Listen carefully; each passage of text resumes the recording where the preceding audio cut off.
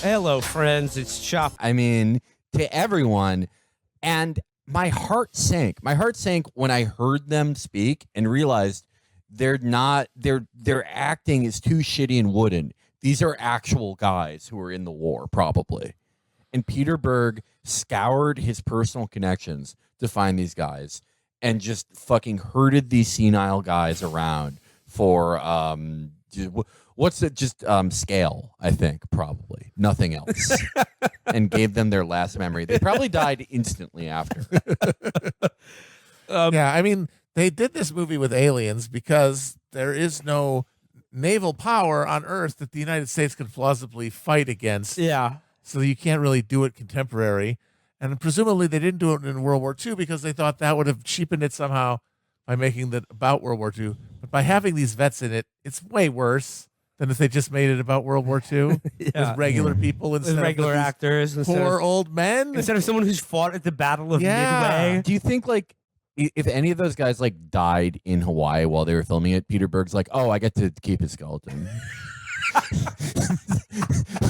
I have the greatest World War II memorabilia of all time. The skeleton of a guy who was really at Pearl Harbor.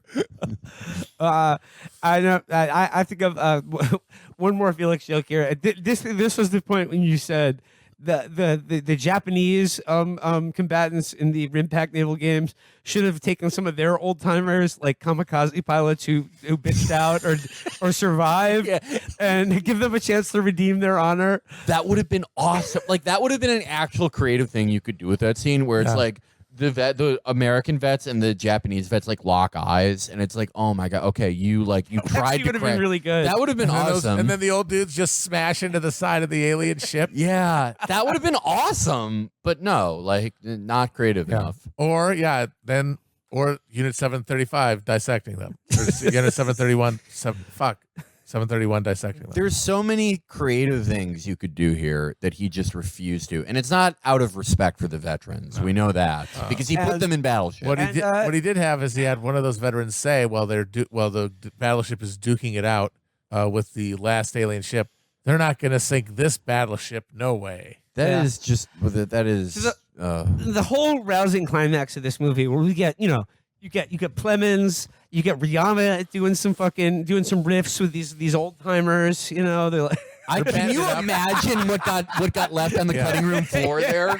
Yeah, they had to have a sensitivity reader on. Oh my god, the set for that one. They had to keep Grandpa distracted.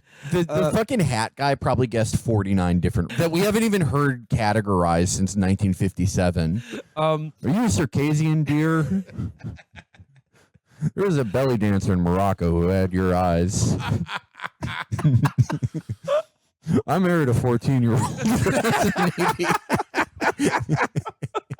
Nothing I say is worse than putting them in this movie. Okay, yeah, correct. Yeah. I'm sorry. And okay, so like the rousing climax of this movie is sort of like the young Top Guns of today's modern Navy teaming up with World War II veterans to fight an alien battleship with the historic USS Missouri. Now, I view I view the climax of this movie as kind of the cinematic equivalent of those like news stories that you see go viral every so often that are something like, this 83-year-old man has been bagging groceries for 30 years. His community pitched in and bought him a car so he can keep bagging groceries. And I just think it's like, this isn't rousing and heroic. They shouldn't have to be doing this. Like, they feel honored. Yeah, okay. Their service is being honored. You snoots. I'm sure, honestly, the thing is they probably all had a very nice time. I'm sure they did. They got to meet Rihanna. Okay, they got to meet Rihanna. I've never met Rihanna. Paid attention That'd to be them. awesome. Yeah, that would be sick. It was like in the moment. It was a nice moment. It was. You know what? It was a trip outside the house. I'm sure they appreciated it. That's true. Do you think they gave them anything like fun? I think they probably did. Yeah, like maybe they probably brought some celebs over to say hi to him. No, I mean, but one of those gift baskets where it's like, swag bag. Yeah. Oh, they definitely gave him some swag. Got some Warby Parker land glasses. Yeah. Okay. Now I feel better about They this. probably gave him cool bomber jackets Ooh. for the movie. Oh, Matt, you have the Con Air crew jacket. I have the Con Air crew jacket. That's a bomber jacket. That's They awesome. could have given them cool battleship crew jackets. I have that This Is Us crew jacket.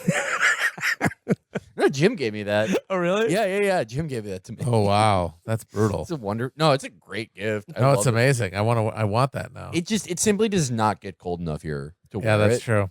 But I'll take it home for Christmas. All right. So basically, they're on the USS Missouri, and they use like the art of war is referenced again. I don't know, they use Yeah. they're still using the art of war, but blinding your opponents. with the sun. He does this deal where he's moving in one direction, and they're launching their the pegs at him again, but then he drops anchor and it like snaps the ship out of the trajectory it was on, and all the ships miss, and then the whole ship comes broadside, so that it's all of its guns are facing Yeah, the alien ship, and then they're they able light to it up. just They light absolutely it up. light it up. And of course, that's where you go. They press the button, and then here's the annoying thing for me, a little personal annoyance. So 3 times in this movie, Rihanna says something or presses a button that blows something up. And the first time she says "Mahalo, mother," boom. Second time she just goes boom. Third time nothing. The climactic one, and they blow him up. The ship sinks. They blow up the alien ship. Congratulations, aliens. They did indeed sink the alien battleship. I'm trying to think what this is the equivalent of, like a human getting like killed by like a family of squirrels. Like I'm sure it's possible, but you really have to fuck up for that to happen.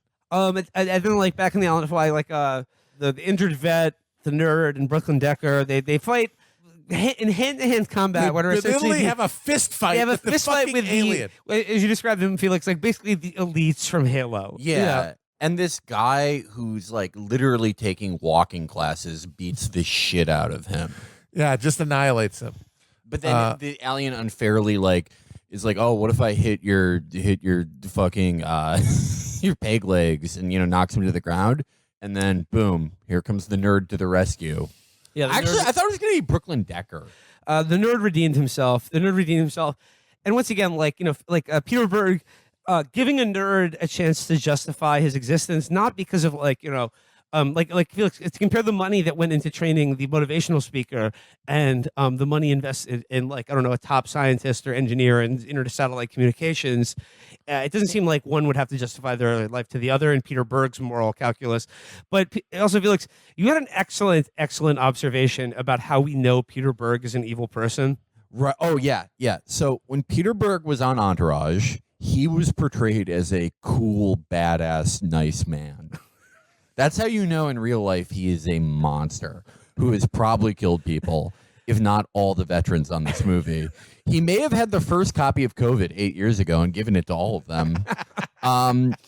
It is a hard and fast rule. If you were on Entourage and you were portrayed in any way as cool Playing or yourself, likable, like playing yourself, yeah. cool or likable, you are a monster in real life. But if you let yourself be played as an asshole, you're awesome. Yeah. You're the man. Seth Green, Jason Patrick, I think. Who else was like an asshole? I'm not going to say it's a great show, nor am I going to say it's a bad one. But I'm certainly going to say it's a show you would watch to calm down after The Sopranos. After that one got you all hyper. Yeah, you're like, ooh, what's going to happen with Phil? And then it's like, oh, is Vincent Chase going to fuck Scarlett Johansson? And it's like, probably. He fucks every girl he wants. Johnny Drama, he has a 40% success rate. Jerry Ferrara, actually closer to 70%. E also fucks every single girl he wants. Unrealistic.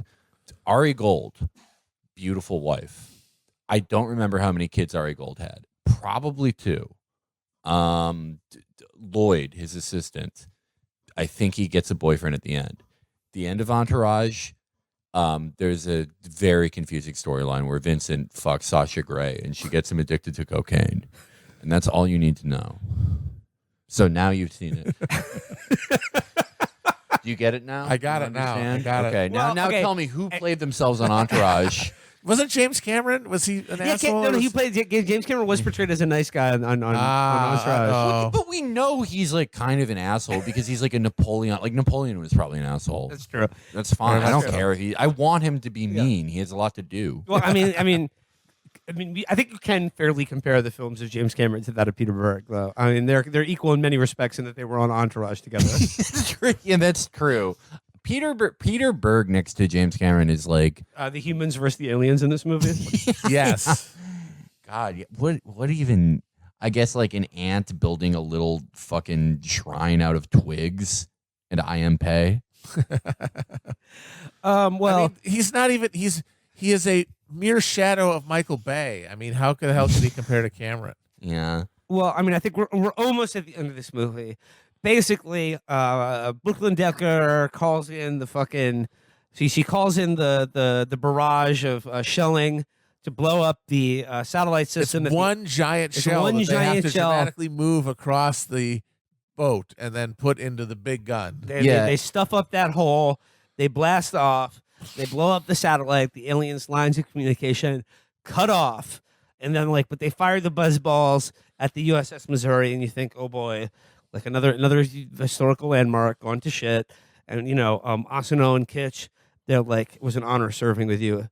Salute as the buzz balls bear down on them. But nope, the buzz balls are intercepted by naval aviators, by Tom Pete Maverick himself. Because, hey, remember Liam Neeson? He's still here. Liam Neeson's still in this movie. He's still in this movie. Because the force field is now down, and that means that the rest of the fleet can show up, and they send in the fighters, and they blow up all the buzz balls, and then they fucking use all their guns and missiles and such on the ships, and that's the end. I want to point out when they were carrying the torpedo or whatever to fire at the alien lines of communication, it was a couple World War II veterans, 2 Japanese guys, and 2 normal Navy guys, which is all 3 types of people in this movie. It's the only characters in this entire movie. And they're all rewarded for their heroism. Captain Stone Cooper is posthumously awarded a medal for his valor and bravery and dying. Taylor Kitsch, though, the guy who saved Earth from the alien invasion, only given the Silver Star. A fucking Silver Star. The 3rd best thing you can get. What do you need? The only guys who get medals of honor are Navy SEALs, where it's oh, your Osprey crashed and you died and you didn't actually do anything, but we're giving it to you after you died, so your son can go to war college for free. Taylor Kitsch, he gets the Silver Star from Admiral Shane, Liam Neeson, who in this movie, they do make clear he is in charge of the Ohio fleet of the U.S. Navy. Yeah. Admiral Shane. What a great name. But then he asks Liam Neeson for his daughter's hand in marriage, and Liam Neeson says no, turns him down. But then, of course, there's a bit of lighthearted. There's a little wink. There's a little wink, and then he's saying, "I'll discuss the terms." We'll discuss it with chicken burrito. Yeah. Call back. Call back. Here's the thing: the movie's ending, and I'm just thinking, what are you people so excited for? You should all be just fucking kissing each other and lying down and praying, because you're all going to die. Because, okay, you stop them from communicating, but they know where they are. They know where they went. You are the ones who sent them the message, and those guys showed up. They'll just send more guys. Yeah. So if there are more guys, you will not catch them unawares. They will annihilate you. No more messages into deep space. No more trying to contact alien civilizations. Read the 3-body problem for more on this. Okay, so one episode of Entourage, there's a big storyline over them getting medicinal weed, Okay. and they get pulled over by an uncool cop. And Turtle, in a moment of similar to what we saw in this movie, tactical awareness, throws it down a sewer grate. But this may prevent them from fucking 3 girls. Turtle has to fuck what is implied to be the least appealing one. Though, because this was made in 2006, this means she has a normal body weight. But he does fuck her. So what do we learn from that? He also got the Silver Star. He would have Fucking gotten a the woman Silver of Star. normal body Yeah, weight. for fucking the woman who doesn't have an exposed rib cage. We know where the planet is. They know where we are. We're fucked. We are fucked in this world. The next movie will be the end of Okay, Matt. humanity. Okay, so Matt, Malcolm Matt. McDowell is on Entourage, not playing himself. but he's playing this character who's like supposed to be the greatest manager of all time, which is not really a thing that exists, right? Like no one would be like, oh, that's the best manager. He's known for being a manager. Yeah, no. Because, There's famous ones, but that's it. yeah, because E is Vince's manager. Oh, and Martin Landau played Robert Evans. That was pretty good. Yeah, his catchphrase or his like tick, he would say, would be like, "Is that something you might be interested in?" Like he'd go, "I bought this house for $2 million, and now it's worth $12 million. Is that something you might be interested in?" That was Peter Berg's Battleship. Right, and that we're still on Entourage. There's another episode where Ari is separated from his wife, and he cries while looking at a screensaver.